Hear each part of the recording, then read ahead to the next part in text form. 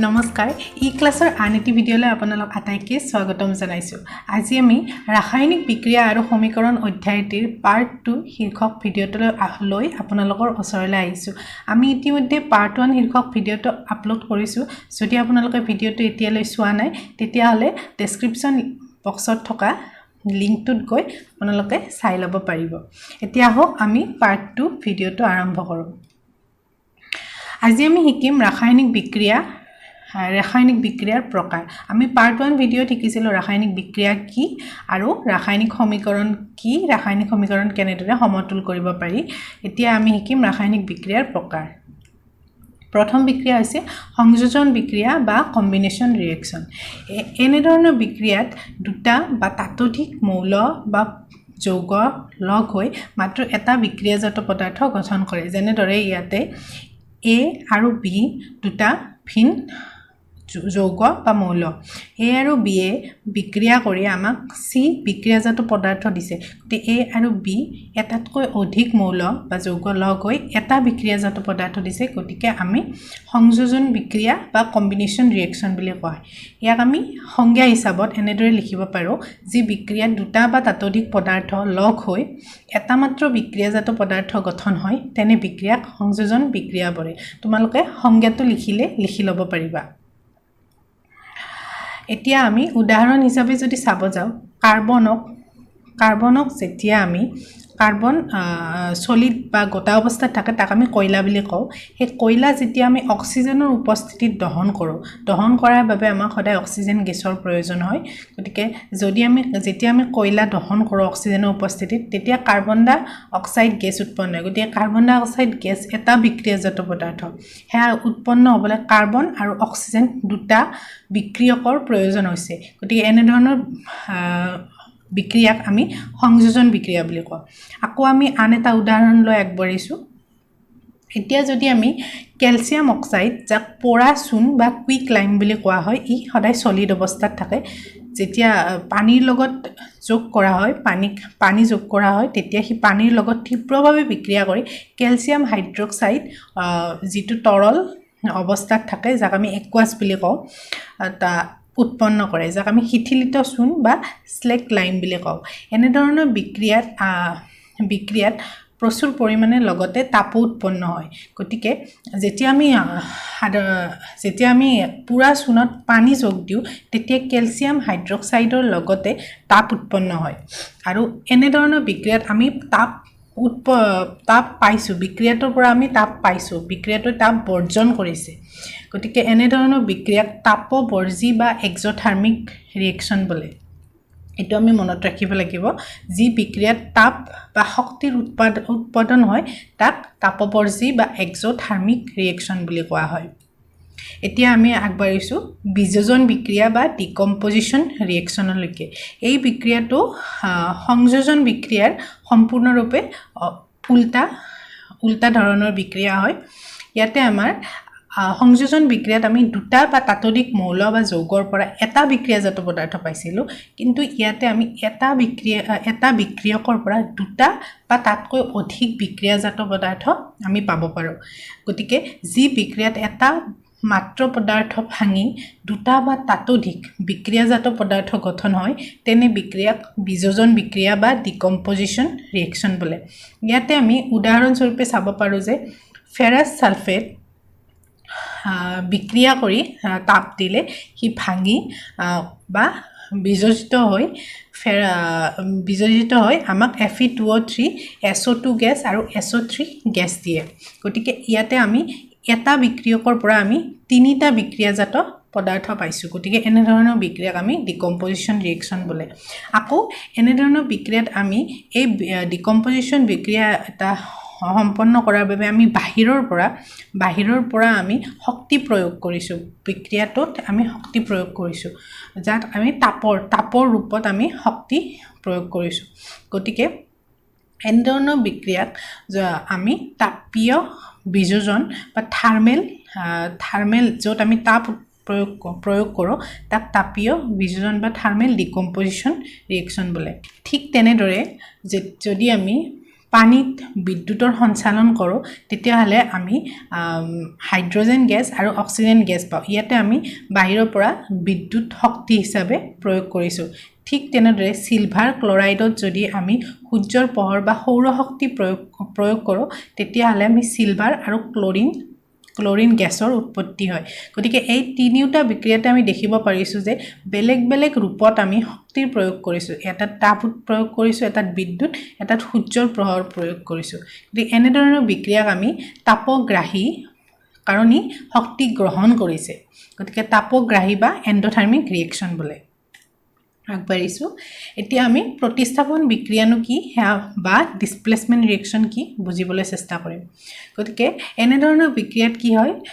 এটা মৌলই আন এটা মৌলক মানে অধিক সক্ৰিয় এটা যেতিয়া আমি ৰিয়েকশ্যন বা বিক্ৰিয়া এটা সম্পন্ন কৰোঁ তেতিয়া তাত দুটা বিক্ৰিয়া যদি দুটা বা ততোধিক বিক্ৰিয়াজাত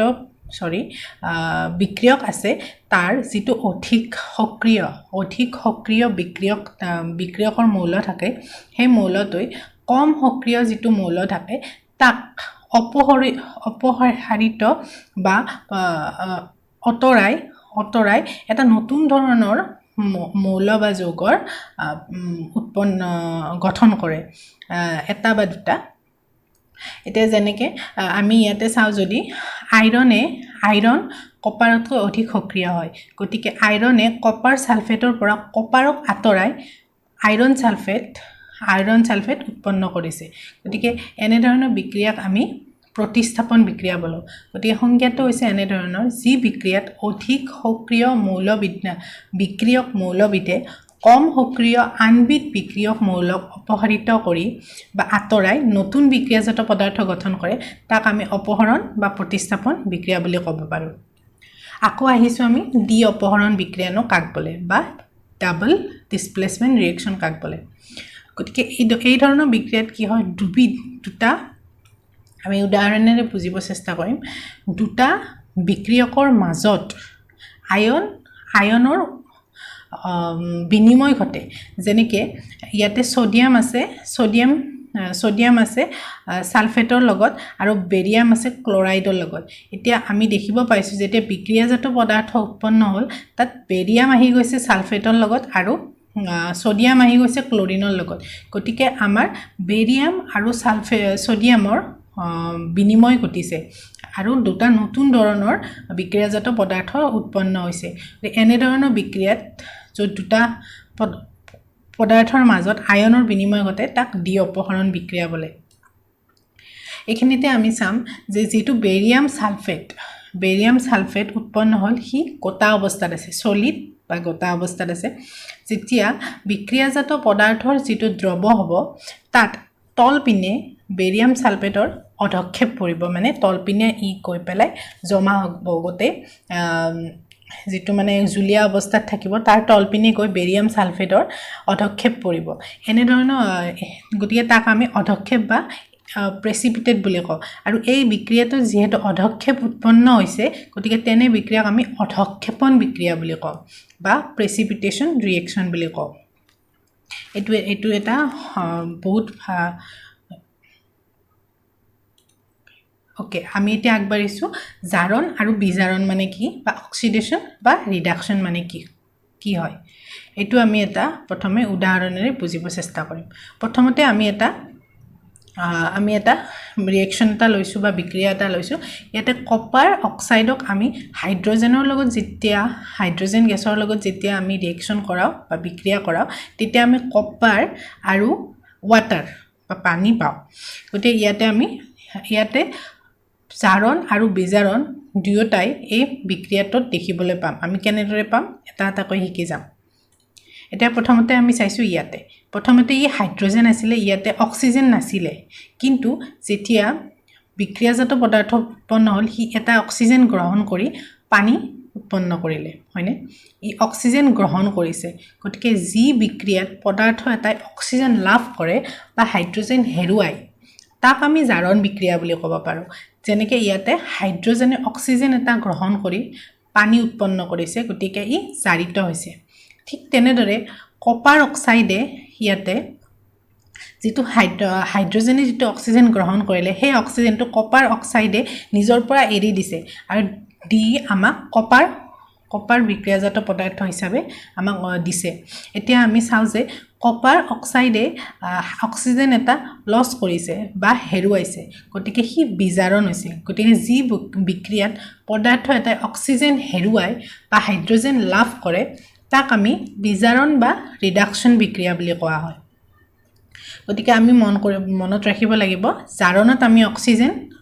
লাভ কৰোঁ বা হাইড্ৰোজেন হেৰুৱাও আৰু বিজাৰণত আমি অক্সিজেন হেৰুৱাও বা হাইড্ৰোজেন লাভ কৰোঁ এতিয়া আমি এই এটা বিক্ৰিয়াত জাৰণ আৰু বিজাৰণ সদায় একেলগে হয় কাৰণ যেতিয়া এটা এবিধ মৌলই অক্সিজেন গ্ৰহণ কৰিব আনবিধ মৌলই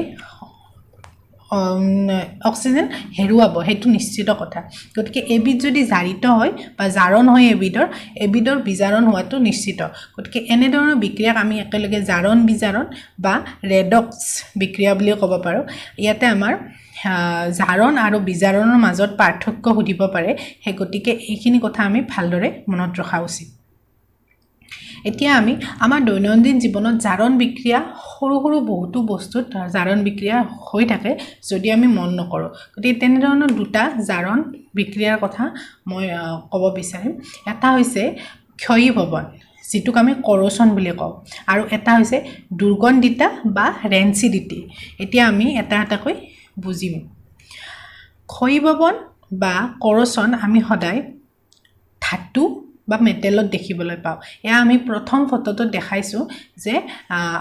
আমি লোহাত যেটো আমি লোহাত মামৰে ধৰা বুলি কওঁ বা লোহাত যেটো মানে আইৰণৰ যেটো কৰচন হয় হেতু হৈছে এটা জাৰণ বিক্ৰিয়া অক্সিজেনৰ লগত বিক্ৰিয়া কৰি জাৰিত হয় আৰু মামৰৰ নিচিনা এটা গোটা বস্তু এটা উৎপন্ন কৰে যাৰ কাৰণে ধাতুটোৰ বা বস্তুবিধৰ বহু পৰিমাণে ক্ষতি হয় আৰু ঠিক তেনেদৰে আমি কপাৰ এটা যদি আমি মুক্তভাৱে পৰিৱেশত থৈ দিওঁ তাত এনে ধৰণে নীলা বা সেউজীয়া প্ৰলেপ পৰা দেখা যায় গতিকে ইও এক প্ৰকাৰৰ ক্ষয়ীভৱন বা কৰচন আকৌ আমি যদি আমি সিলভাৰ যদি আমি থৈ দিওঁ সিলভাৰৰ কৰচন হয় আৰু তাত ওপৰত কলা প্ৰলেপ পৰা দেখা যায় গতিকে এই কিছুমান হৈছে আমাৰ দৈনন্দিন জীৱনত ঘটি থকা কৰচন ঠিক তেনেদৰে আমি এতিয়া দুৰ্গন্ধিতা বা ৰেনচিডিটিও আমাৰ দৈনন্দিন জীৱনত ঘটি থকা এটা জাৰণৰ প্ৰভাৱ এটো কি হয় যেতিয়া আমি চৰ্বি বা তেল জাতীয় বস্তু থৈ দিওঁ তেতিয়া এটা সময়ৰ পিছত তাৰ দুৰ্গন্ধ ওলাব ধৰে সেইকাৰণে তাৰ নাম দুৰ্গন্ধিতা আৰু গোন্ধ ওলোৱা আৰু স্বাদো হলনি হয় সেই প্ৰক্ৰিয়াটোক আমি ৰেনচিডিটি বুলি কওঁ আৰু